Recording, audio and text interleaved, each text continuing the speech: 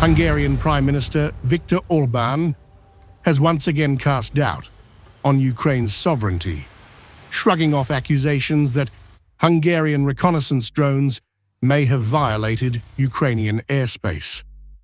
Speaking on the Fighters Hour podcast, Orbán said,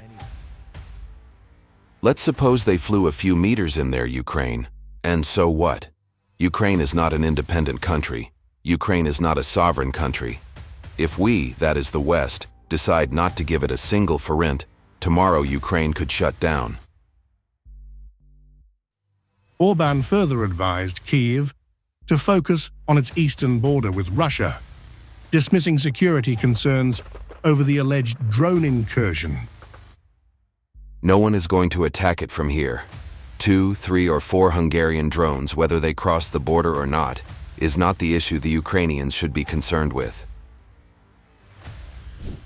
The Hungarian leader has repeatedly criticized the European Union, calling it a warlike project during the 130th anniversary of the Maria Valeria Bridge in Sturovo.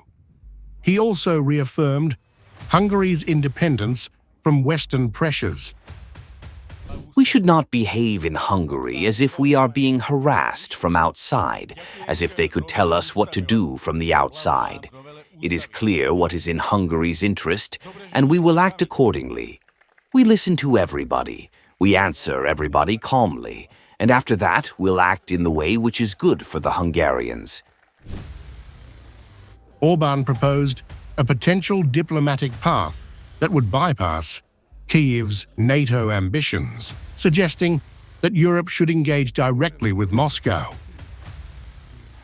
Europe should not really be shaking hands in Washington, but should go to Moscow and conclude an EU-Russia security agreement, not just on Ukraine, but an EU-Russia security agreement, which obviously includes the possibility that Ukraine will not be a member of NATO or the European Union, but it can be included. And I think that Hungary could support a strategic cooperation agreement between Ukraine and the European Union. We do not want to push the Ukrainians into the void. We are not anti-Ukrainian. Kyiv, however, has rejected Orbán's dismissive posture. Ukrainian President Volodymyr Zelensky ordered an investigation into the suspected drone incursion, stating that likely Hungarian drones had crossed the border to conduct reconnaissance of industrial sites. Hungarian Foreign Minister Péter Szijjártó swiftly denied the allegations, accusing Zelensky of losing his mind to his anti-Hungarian obsession. Meanwhile, European Council President Antonio Costa is actively seeking to circumvent Hungary's veto on Ukraine's EU accession. Costa has proposed opening key negotiating clusters with the assent of a qualified majority rather than unanimous approval, allowing Ukraine and Moldova to move forward with reforms despite Budapest's opposition. One EU official noted, "Enlargement is an important priority for the President of the European Council. He sees it as the most important geopolitical investment the EU can make. That's why he believes it is important to continue discussing avenues to ensure that Ukraine's reform efforts can be translated into tangible steps." Tensions between Budapest and Kyiv show no sign of abating, with Orbán maintaining his stance that Hungary's national interest and security concerns take precedence over EU pressures or Western expectations.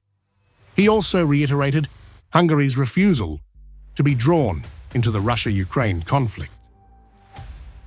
The fact is that for 3 years, even 3.5 years, we have been suffering all kinds of consequences of the war, while we have nothing to do with it. We have no responsibility for the outbreak of the war, and we have never been involved in this war.